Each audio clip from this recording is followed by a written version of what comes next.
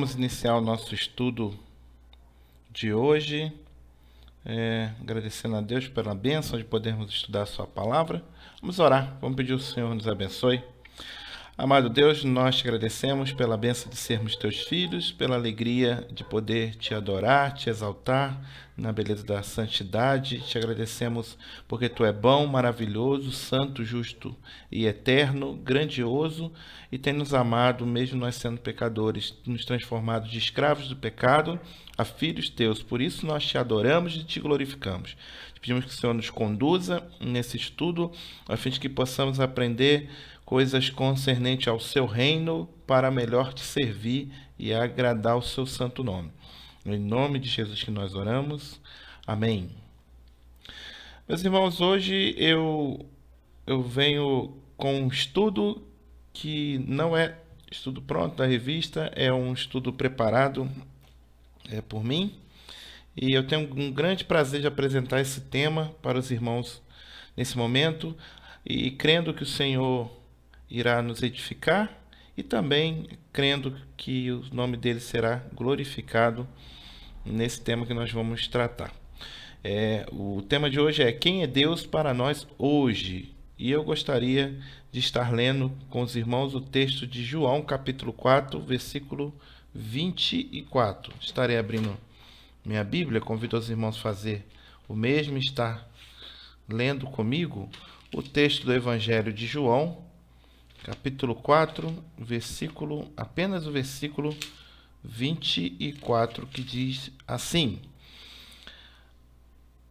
Deus é espírito, e importa que seus adoradores o adorem em espírito e em verdade. Essa é uma definição de Deus que encontramos no Evangelho de João. E é sobre isso que nós vamos tratar hoje, sobre a definição de Deus, definições de Deus, como que se fala, se trata a Deus hoje, e sempre com a intenção de sermos melhores servos de Deus, melhores pessoas nesse mundo, vivendo para a glória de Deus e para o bem do outro. Então vamos caminhar um pouquinho e iniciar o nosso estudo. Bom, a introdução do nosso estudo, meus irmãos, consiste, na verdade, o nosso estudo consiste em duas matérias que a teologia trata, né? Alguns cursos de teologia tratam sobre a questão de identificar o que é uma seita e uma heresia. Isso a gente faz identificando ou trabalhando bem o conceito de doutrina, né? Por isso que a gente estuda a doutrina. Porque quando a gente entende que é uma doutrina verdadeira, a gente consegue identificar a falsa doutrina. E esse estudo muitas vezes é chamado de estudo de seitas e heresias. E também existe um estudo muito importante, que é o estudo da apologética, que nada mais nada menos que a defesa da fé. Nós temos no Novo Testamento uma carta inteira escrita nesse tema, apologética, que é a carta de Judas, é o penúltimo escrito do Novo Testamento. Um pouquinho antes de Apocalipse temos ali a carta de Judas. Então, o nosso estudo vai girar ao redor disso, da apologética e de doutrinas, a identificação de doutrinas dentro de um discurso moderno, dentro do discurso que tem no nosso tempo, para que possamos ter elementos para identificar o que é uma falsa doutrina e defender a fé verdadeira. Nós vamos entendendo um pouquinho no decorrer do estudo. Ano passado, eu tive a oportunidade de fazer um artigo para uma matéria que eu faço no seminário chamada Religião e Sociedade Pós-Moderna, né? O professor reverendo Ronaldo Henriques Bandeira, um caro servo de Deus e um homem muito inteligente, e ele ministra essa aula para a gente lá, que é uma aula bem próximo das matérias, na verdade faz parte das matérias de filosofia. A ideia no seminário é trabalhar filosofia não apenas para fazer perguntas, mas procurando as perguntas na palavra de Deus. A filosofia chamada reformacional é a filosofia que acha as respostas para os questionamentos da vida na palavra de Deus. E o nosso professor, ele pediu para que deu alguns temas e pediu para nós escrevêssemos sobre os assuntos. Tinha uma lista de assuntos, eu escolhi o conceito de magia na religião pós-moderna. Era mais ou menos esse o tema. E eu delimitando o tema, eu cheguei a esse tema: o uso da magia na religiosidade neopentecostal brasileira. Eu preferi me ater a uma parcela do pensamento religioso brasileiro, e um pensamento que tem muitos adeptos, e deu um bom estudo. Eu tive muito prazer de fazer esse estudo. Foi um artigo de 15 páginas e foi muito gostoso de fazer. Eu li muitos livros para poder chegar às minhas conclusões. Então foi um trabalho muito bem feito sobre esse assunto. E como nós já viemos conversando na igreja sobre esse assunto, eu pensei nessa semana preparar um estudo que pudéssemos tratar sobre a defesa da fé. E aí esse artigo estava meio caminho andado. Eu só tive que trabalhar ele no formato de aula, apesar de conter ele é um artigo, mas as pesquisas foram muito bem feitas. Eu tive tempo para fazer essas pesquisas e ficou muito bom. Ficou muito bom, e por ser algo decente, eu creio que vai trazer edificação para os irmãos, por isso que eu preparei essa aula.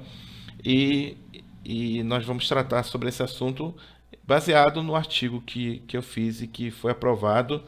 Como eu falei anteriormente, tive uma boa nota, foi um dos artigos que melhor. Eu tive nota no seminário. E assim, eu até coloco à disposição dos irmãos, se algum irmão quiser ter acesso ao artigo na íntegra, por favor, me envie um e-mail. Esse é o meu e-mail que está aí, jgpresbiteriana@gmail.com. E eu terei o prazer de enviar um arquivo em PDF para os irmãos com o artigo na íntegra, para os irmãos poder ler, e ali vai estar toda a bibliografia, toda a pesquisa registrada sobre o assunto que nós vamos tratar nesse estudo.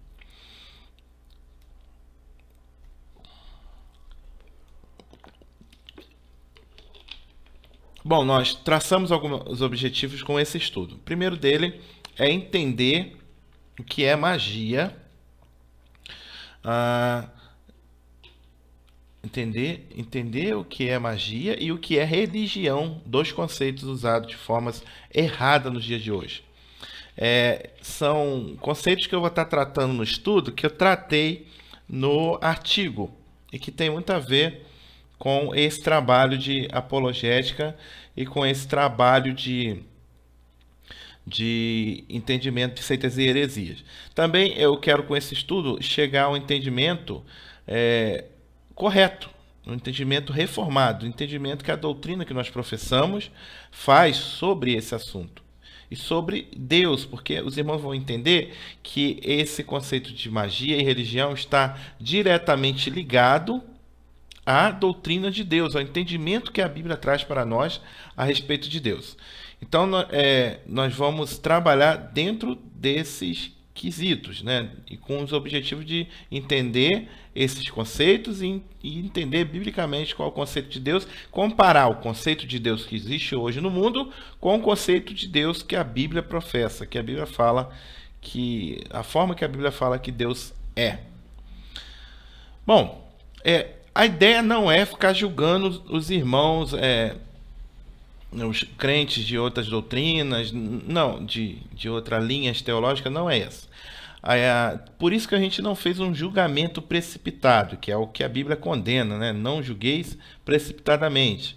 Nós estamos aqui analisando, não deixa de ser um julgamento, mas nós estamos julgando de forma correta. Nós estamos pegando seus documentos e comparando os seus documentos com a Bíblia. É isso que nós estamos fazendo. Pegando o que a própria religião neopentecostal professa e comparando com documentos da teologia reformada, com escritos de autores reformados e, acima de tudo, com a Bíblia, que é a nossa regra de fé e de prática. Qual é a intenção? Onde eu quero chegar com isso? é fazer o que o domo fez com a casinha aí. A ideia é proteger a igreja de falsos ensinos. É por isso que nós estudamos apologética, é por isso que nós estudamos seitas e heresias, é por isso que nós estudamos a doutrina verdadeira, para resguardar a igreja de falsas doutrinas. Então, por favor, logo de início, nós vamos falar de coisas aqui particular do pensamento neopentecostal, mas a intenção não é denigrir o irmão ou rebaixar o irmão, faltar com amor com o irmão, e muito menos falar que nós somos seres humanos perfeitos, que não pecamos e que o outro lá que é o pecador. Nada disso. A ideia é entender o pensamento deles para podermos comparar com a doutrina e com essa doutrina verdadeira protegermos a nossa igreja de falsas doutrinas, de heresias, de coisas que não condiz com a palavra de Deus. Dito isso, nós vamos entrar no nosso primeiro ponto, que é definição de termos. Eu quero aqui definir alguns termos com os irmãos. Bom, em primeiro lugar, de acordo com Cássio Silva, um estudioso de uma matéria chamada Fenomenologia da Religião, e eu indico esse livro, Fenomenologia da Religião, compreendendo as ideias religiosas a partir da sua manifestação, é da editora Vida Nova. Eu tenho, na minha bibliografia, está lá no documento do artigo, os irmãos que terão acesso terão também esse livro lá na bibliografia. Eu acho muito, eu li esse livro na matéria de Religião e Sociedade Pós-Moderna, eu gostei muito, e eu acho que o professor Cássio Silva ele foi muito feliz nas suas afirmações. Eu vou sumir um pouquinho aqui, porque eu quero mostrar aos irmãos bem essa definição que o professor Cássio Silva colocou. Primeiro, ele fala que religião é a busca por relacionamento sobrenatural de forma submissa. Então, a gente já começa a ver que a religião, o conceito de religião que o professor Cássio Silva traz, não é um conceito de religião comum aos nossos tempos pós-modernos.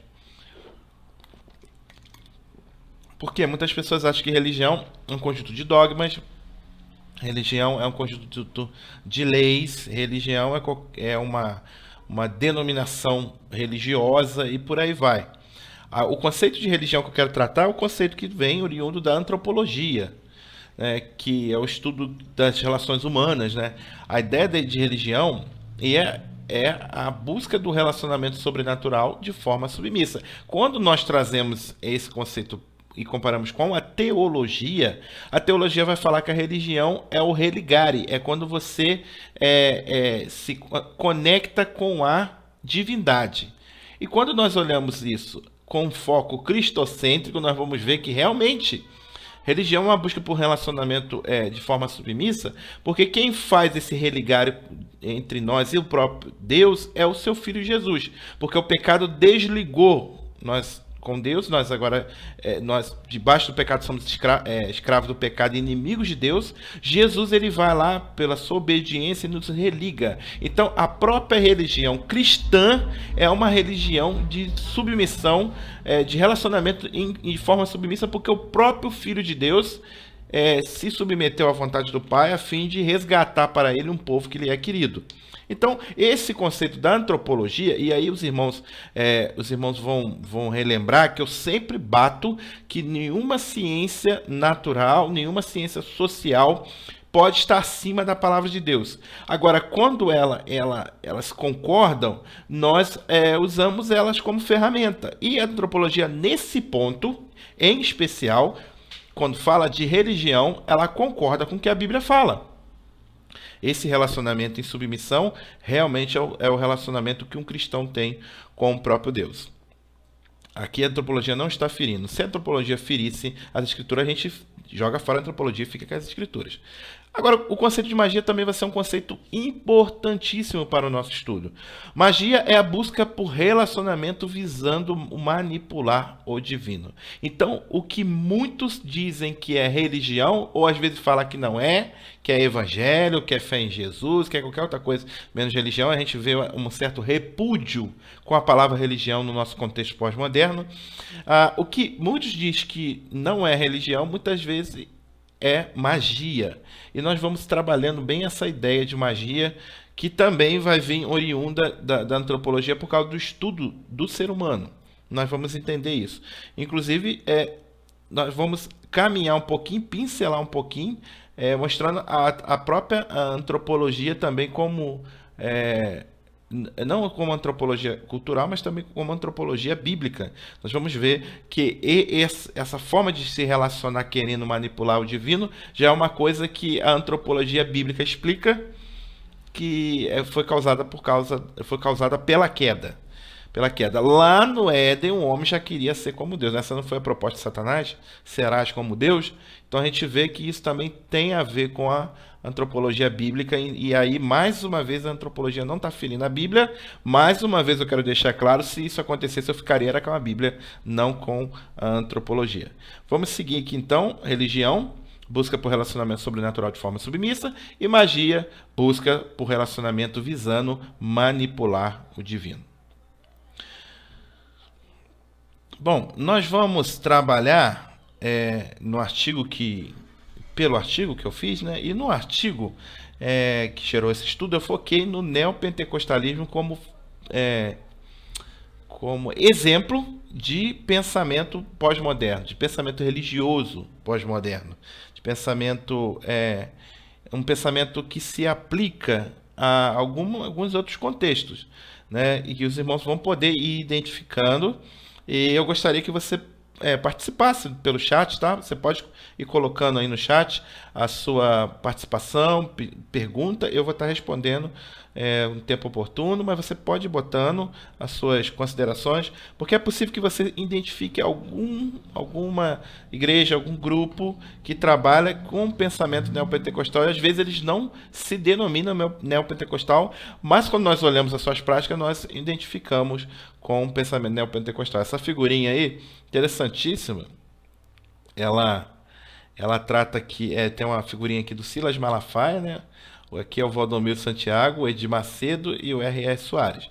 Essas igrejas, hoje no Brasil, são igrejas emblemáticas no que diz respeito ao neopentecostalismo. Eles são um exemplo do que é o neopentecostalismo. Então, nós vamos focar nesse movimento, que apesar de não ser um movimento fechado, às vezes eles não têm nem muita amizade entre si, mas eles são exemplos desse pensamento pós-moderno religioso, e é por isso que nós vamos caminhar bem analisando as práticas de Malafaia, de Macedo e desses que nós vemos aí no Brasil, que significa que são símbolo desse pensamento neopentecostal. Bom, eu quero definir neopentecostal.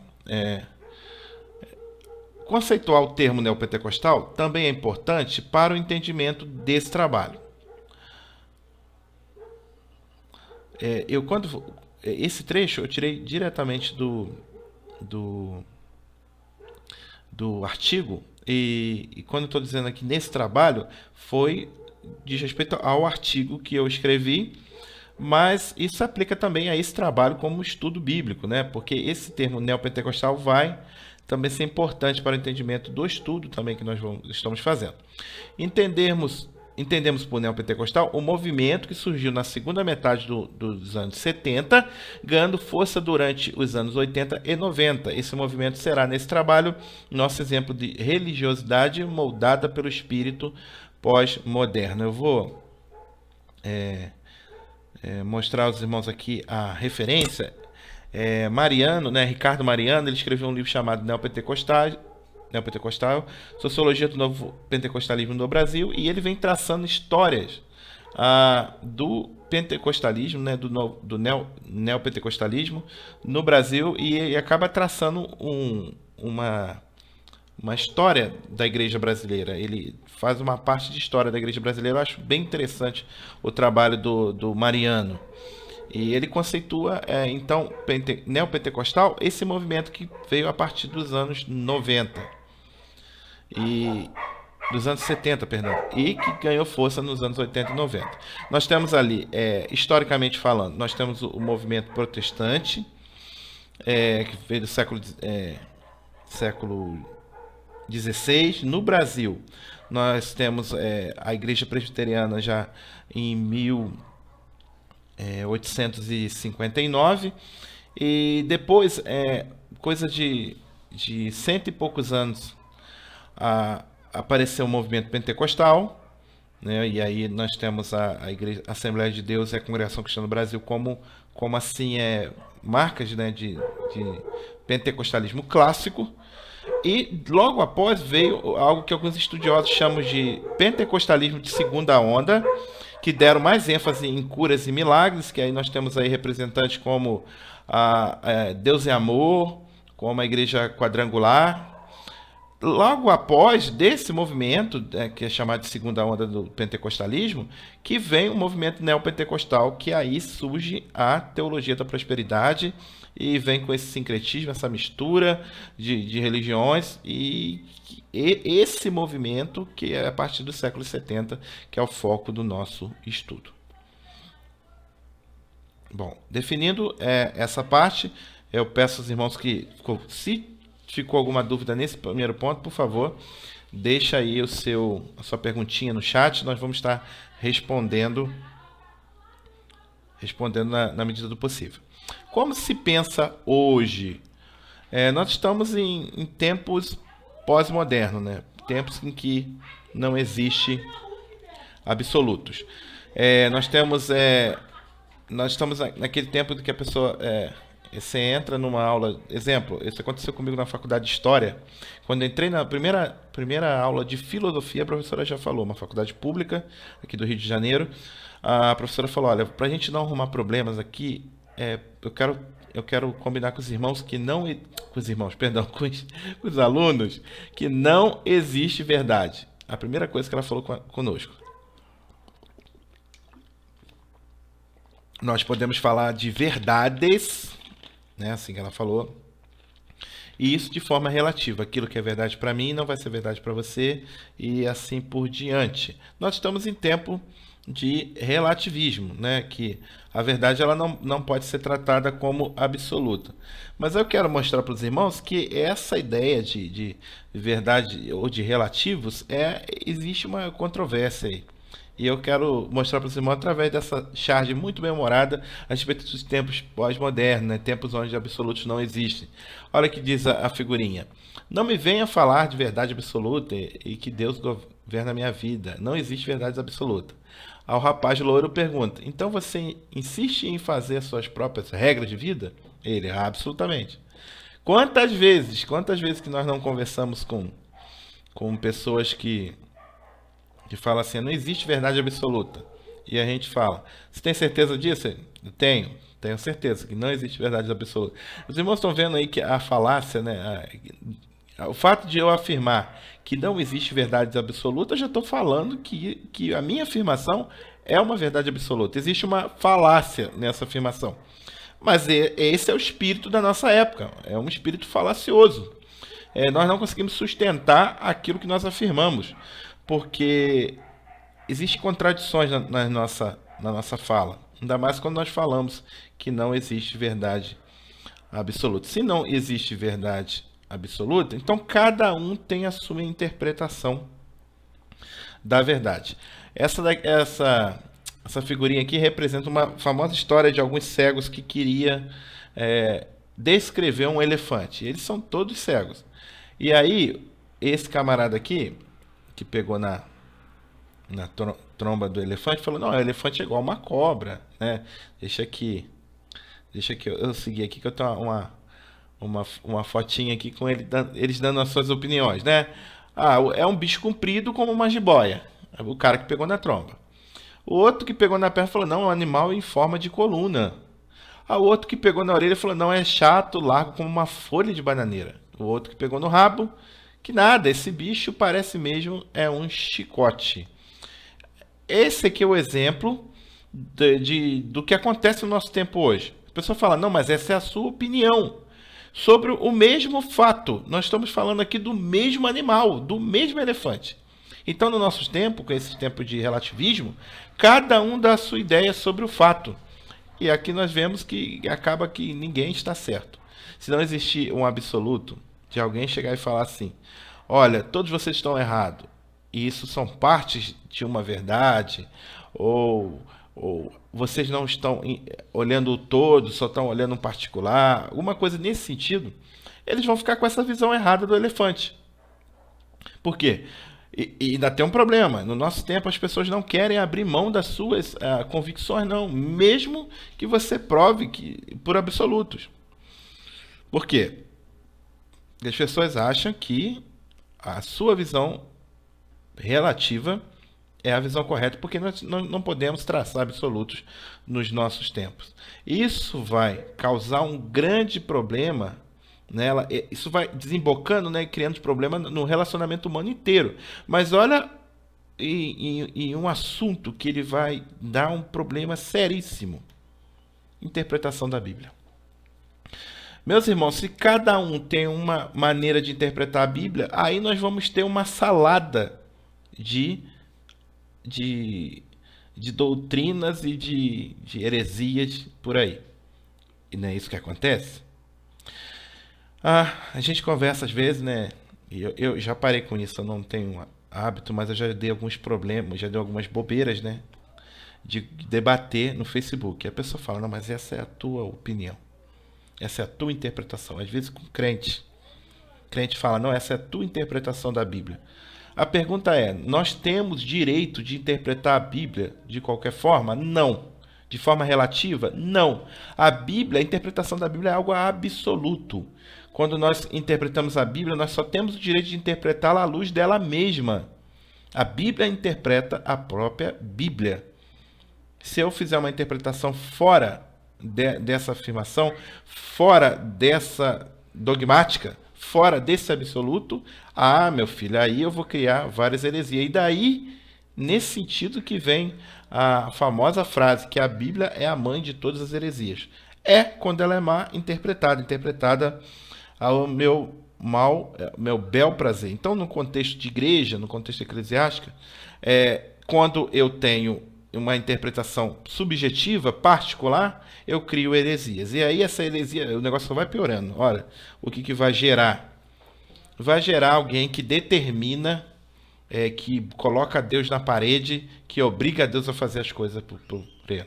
Através de sacrifícios, através da doação do seu dízimo, do seu jejum, a pessoa vai colocar Deus na parede. E aí é interessantíssima essa figura, né? A pessoa falando lá: eu determino isto, Cristo. E daí? Tu tens que me dar o que eu quero. É uma geração de crentes mimados que nós temos no nosso tempo pós-moderno, achando que Deus é obrigado a fazer tudo o que ele quer. E tá vendo de onde saiu isso? Saiu do conceito errado de Deus. Saiu da ideia contrária de Deus, que não está nas Escrituras, mas que vem do pensamento pós-moderno. Caminhando mais um pouquinho.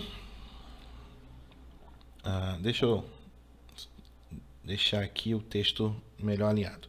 O conceito magia aparece então alinhado com o neopentecostalismo, né?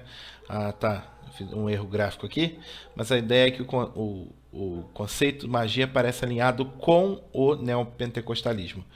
Os irmãos lembram que eu falei que a ideia de magia é a ideia de manipular a divindade. Que os irmãos perceberam então de onde veio essa manipulação, de usar elementos do nosso tempo para poder interpretar a própria Bíblia. E aí, meu filho, se eu colocar uma ideia subjetiva na Bíblia, eu vou entender que Deus pode ser manipulado e eu posso mandar em Deus.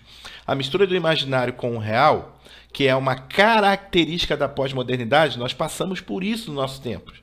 Nós às vezes misturamos aquilo que é imaginário com o real. Tanto é que tem gente tendo visões até hoje. A pessoa tem um sonho e acha que aquilo ali é uma mensagem de Deus.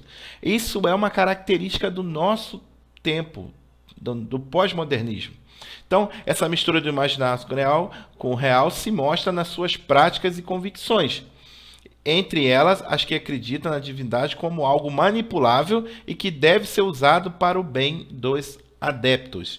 Isso é comum na nossa prática, no nosso pensamento. Pessoas que acham que Deus pode ser manipulado. E eu quero dar alguns exemplos dessa tristeza que eu acabei de mostrar para os irmãos aqui. Eu quero dar alguns exemplos de crença de um poder de manipular o divino que é encontrada em muitos grupos neopentecostais. Essa frase aí, eu profetizo, que é a semana muito abençoada para a sua vida, né? E isso aí é algo que a gente tem demais nos nossos tempos, né? A pessoa acha que o fato de falar, e às vezes, né, tá usando o nome de Jesus. Não sei se os irmãos percebem que existe uma grande diferença entre você orar em nome de Jesus ou você decretar alguma coisa em nome de Jesus. Pessoas usam o nome de Jesus para como se fosse um mantra, para que aquilo que ele está falando, tá dizendo aconteça. Ah, a oração do Pai Nosso, que nós já estudamos em contextos anteriores, fala que, que nós devemos orar glorificando ao nosso Deus e mostrar que o próprio Jesus disse que nós devemos orar ao Pai em nome dele, em nome dele. Por quê? Porque nós dependemos dele, da intercessão dele, a Deus por nós. Agora tem pessoas que falam assim, em nome de Jesus você vai fazer isso, como se não, Jesus é obrigado a fazer isso por você. E a gente vê muito isso. Essa palavra determino, e como está aqui na belíssima arca da aliança, né? Depois que o Indiana Jones achou a arca da aliança, agora todo mundo tem a arca da aliança, né? Tudo bem. A arca da aliança está lá. Eu determino anos de maravilha, como se Deus fosse obrigado. A figurinha do lado aqui, você deve conhecer o Benny Hinn, televangelista americano. Não sei se ainda está vivo, mas ele tem lá a mania de passar o paletó, as pessoas caem, e ele fala que existe uma unção naquele paletó. Ele acredita nisso, ele fala isso, ele determina isso.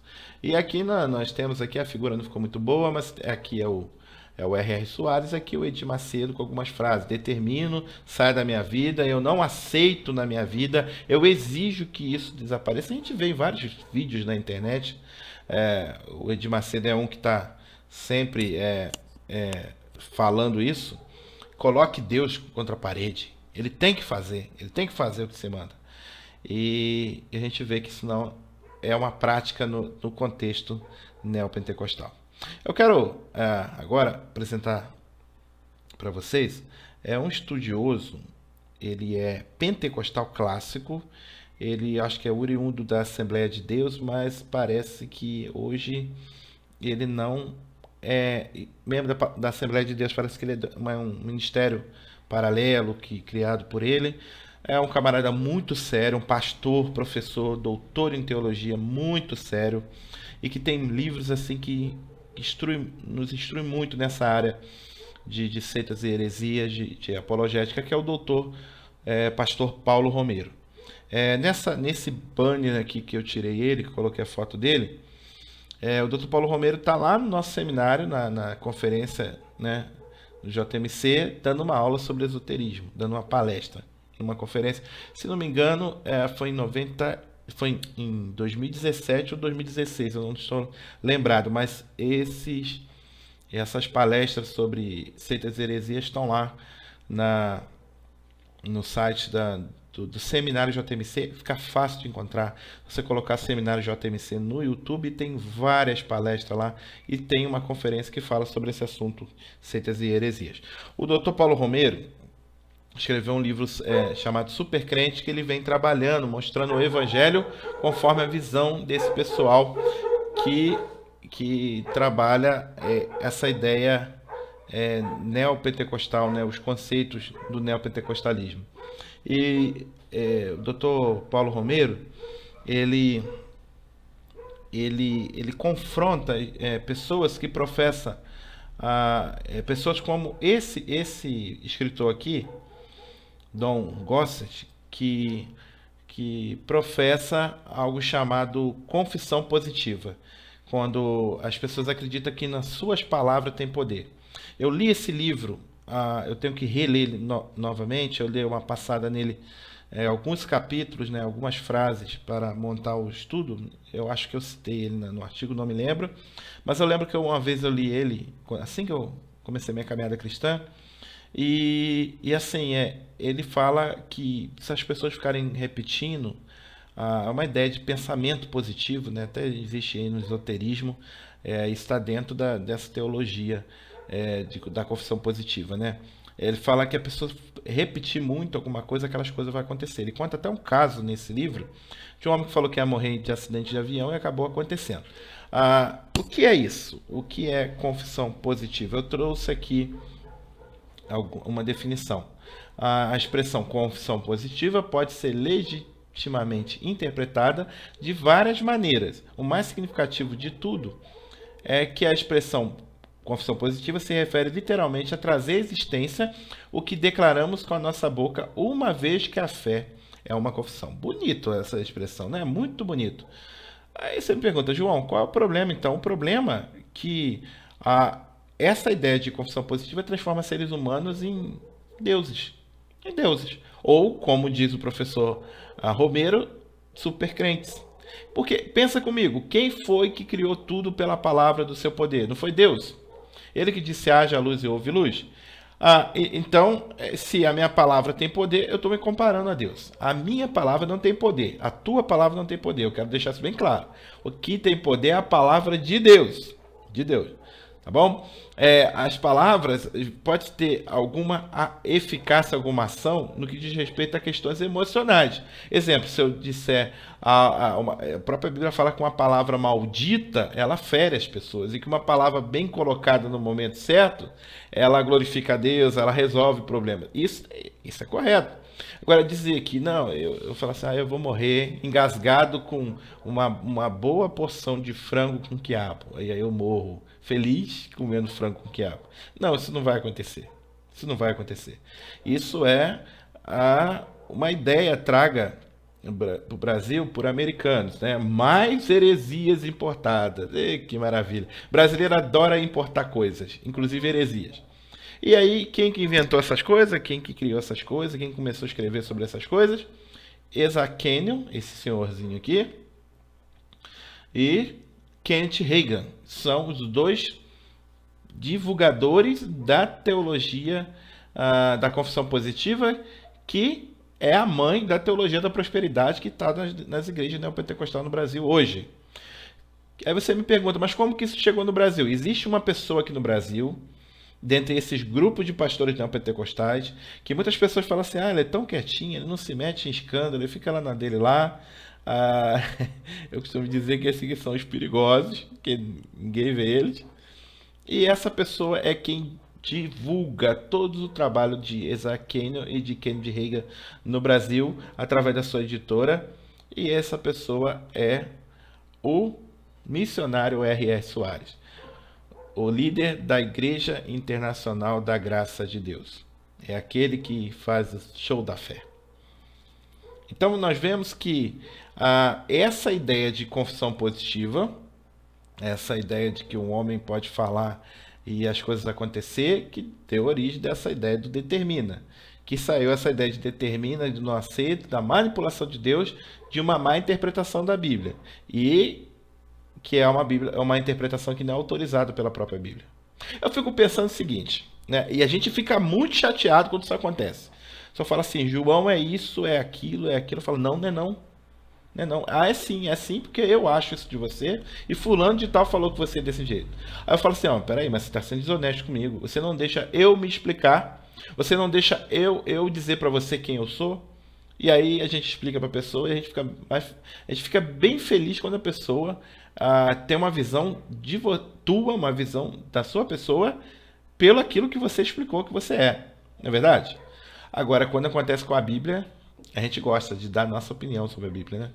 Meus irmãos, Deus, ele é um ser muito grande. Ele é um ser transcendental.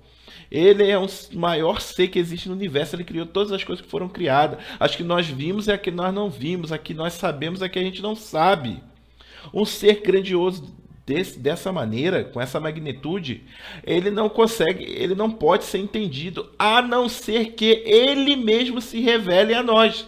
E ele fez isso. Ele fez isso através da sua palavra. Essa aqui é a revelação. Se eu quero saber quem é Deus, eu tenho que ler aqui dentro. É uma desonestidade eu traçar um perfil de uma pessoa. é contrária àquilo que a pessoa realmente é. Como é a desonestidade ao interpretar a Bíblia, querer entender de Deus fora daquilo que o próprio Deus fala. Não existe outra forma. E nosso pensamento não alcança Deus. Não alcança o entendimento de Deus. Então, por causa disso, e como na linguagem do reformador João Calvino, ele fez como uma ama, né, uma babá, ele balbuciou para nós quem ele é. Sabe quando a gente faz com criança? A gente ajoelha e fala na linguagem da criança, para a criança entender. A Bíblia é uma linguagem de acomodação. É Deus se revelando a nós de uma forma que nós entendemos. Porque fora disso, nós só vamos criar problemas, só vamos criar a visão equivocada de Deus. Outra coisa também, né? Calvino, citando Agostinho de Hipona, também explica que o coração do homem é uma fábrica de ídolos. Por causa do pecado, nós traçamos uma visão de Deus contrária a quem realmente ele é, e aí nós vamos ter um Deus conforme a nossa imagem, ou seja, um ídolo. Um ídolo. Então, esse Deus que a gente consegue manipular não é o Deus da Bíblia, como nós vamos ver bem adiante. Bom, a filosofia que serve o pano de fundo da religiosidade brasileira é a confissão positiva, que é a mãe da teologia da prosperidade. E aí nós vamos ver situações como o caso do feijão mágico. E eu juro para os irmãos que eu não estou contando aqui a história de João e o pé de feijão. Não estou contando essa história aqui. Queria muito que fosse, né? E essa história aí seria bem engraçada se não fosse trágica. Eu trouxe aqui um caso recente, por isso que eu trouxe o exemplo aqui do apóstolo, entre aspas, o apóstolo Valdomiro Santiago, que ele está dando aí uma semente. Por favor, irmãos, ele não está vendendo, ele está apenas cedendo a semente, doando a semente, e você dá uma oferta de R$1.000. Você não está comprando a semente, por favor. Está dando uma oferta de R$1.000 e ele está dando uma semente que custa R$4 para fazer essa inscriçãozinha, esse feijãozinho, tá? Acho que parece. Espero que tenha ficado claro, tá? Estou aqui acusando ninguém de vender. Ele está falando lá que ele está doando, então eu estou falando conforme ele. É claro que eu não acredito nisso, né? Mas tudo bem. Ele falou que essa semente está curando até coronavírus. Você me pergunta, da onde que ele tirou isso? Do seu coração, que é uma fábrica de ídolos. Por que ele acredita nisso? Porque ele falou que é. Ele decretou, ele declarou em cima dessa semente que essa semente vai curar pessoas. Ele não acredita nisso? Na época que ele tomou lá uma facada, lá, ele falou que a camisa ensanguentada dele estava curando pessoas. Eles acreditam nisso. Eles acreditam nisso. Por causa de onde eles tiraram isso? Por causa por que razão? Simplesmente porque eles acreditam que a palavra tem poder. São adeptos da confissão positiva. Então, confissão positiva gera essa teologia da prosperidade aí, que diz que o homem não pode ter problema financeiro, que o homem não pode ser pobre e que ele tem que exigir Deus riqueza, porque tudo isso é para os filhos de Deus e por aí vai. Esse é o conceito equivocado que as pessoas têm de Deus.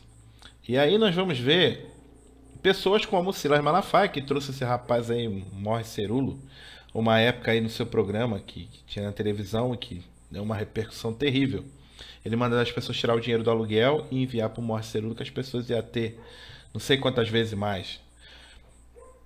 E você vê expressões tipo fé, ação e posse da palavra profética. Você tem que tomar posse da palavra. Isso é outra expressão que você vê direto. Tome posse da palavra profética, né? Se apropriar do negócio para você poder receber a bênção. Baseado em quê? Confissão positiva, que vai gerar a teologia da prosperidade. Se eu posso, se eu falo, tudo acontece, porque então não vou falar para eu ficar rico? Isso oriundo de uma ideia completamente contrária de quem é Deus. E aí aqui, né? Esse aqui é um que me faz rir e chorar.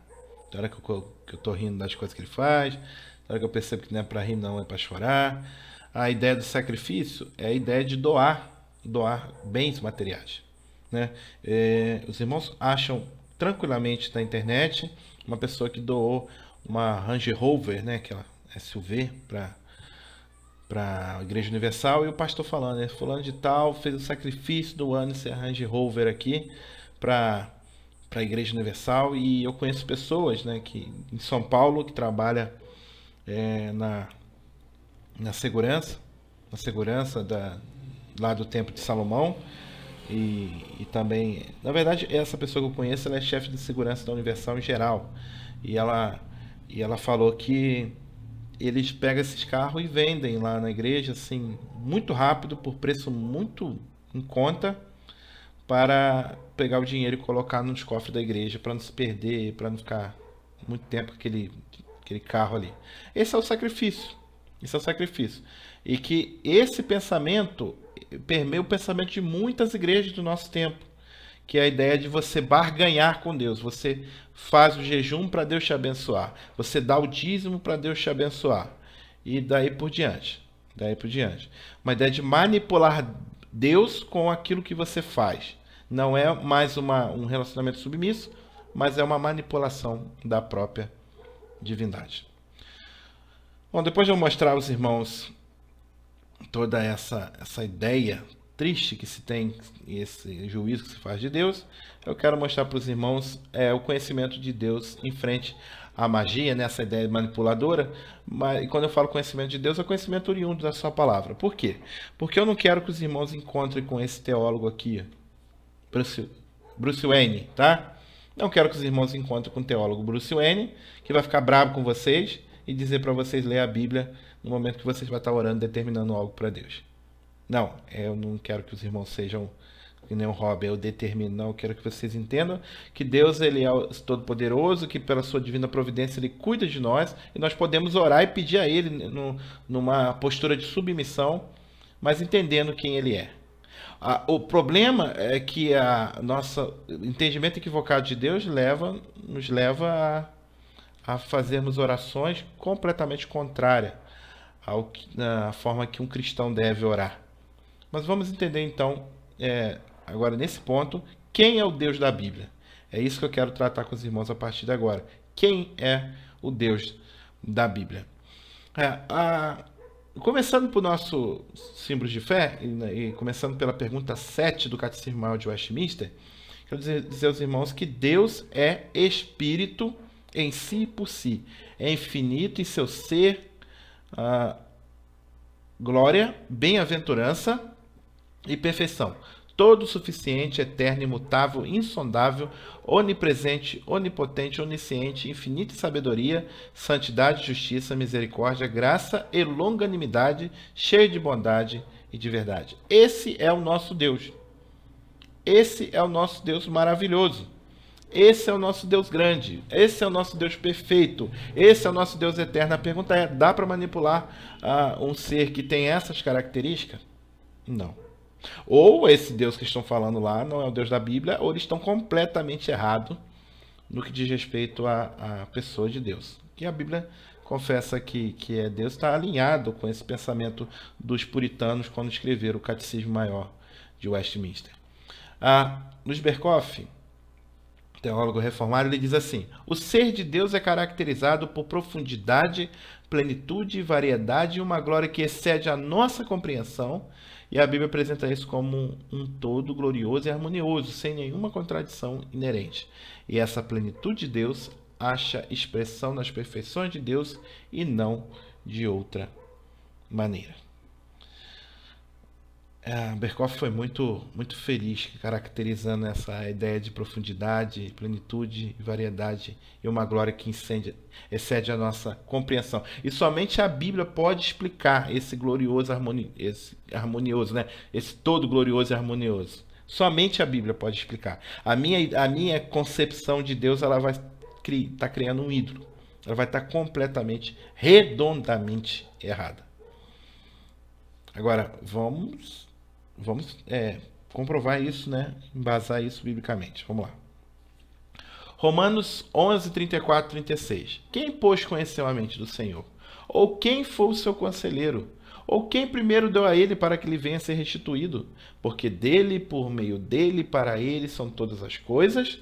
A ele, pois, a glória eternamente. Amém.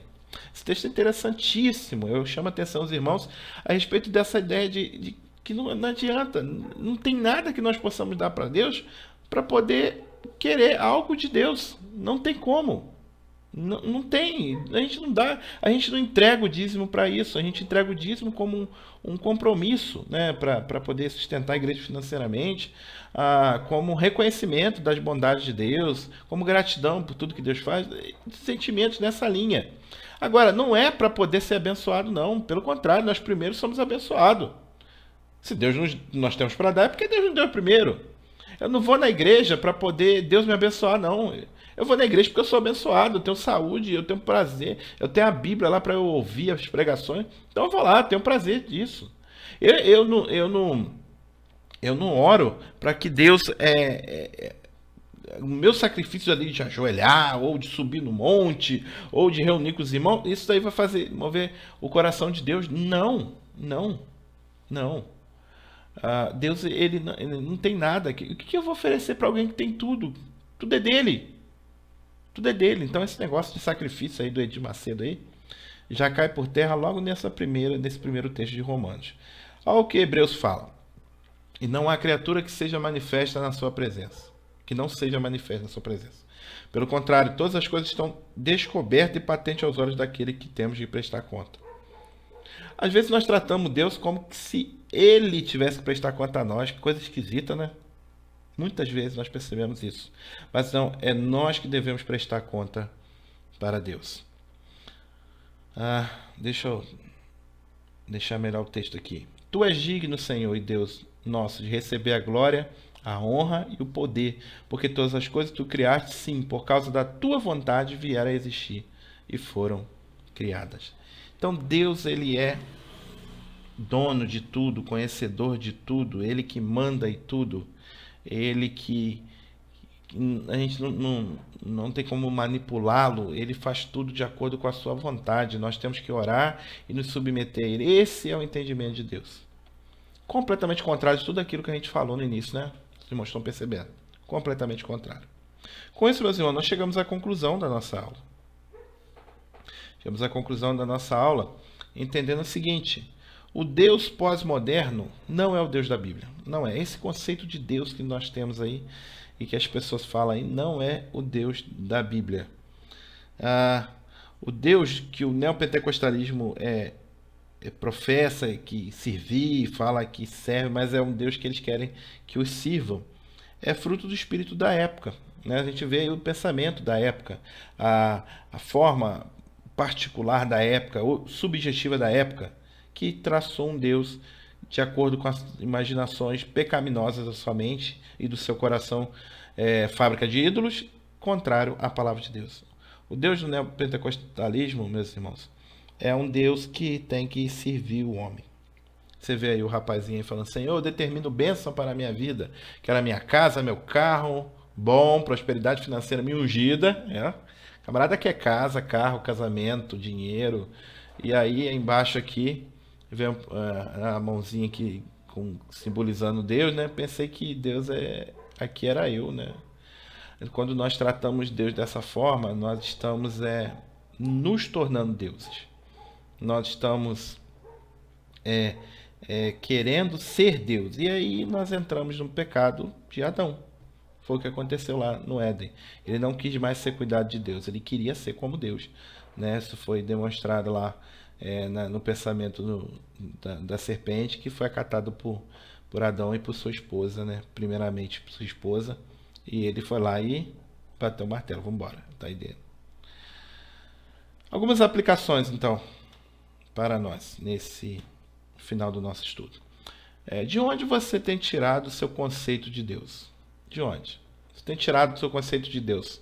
Dessas ideias filosóficas, sociológicas, antropológicas que eu demonstrei para vocês, ou da forma correta, da palavra de Deus? A única forma que temos de nos guardar da heresia, de tentar mandar em Deus, é conhecendo nosso Senhor pela revelação especial, pela Bíblia.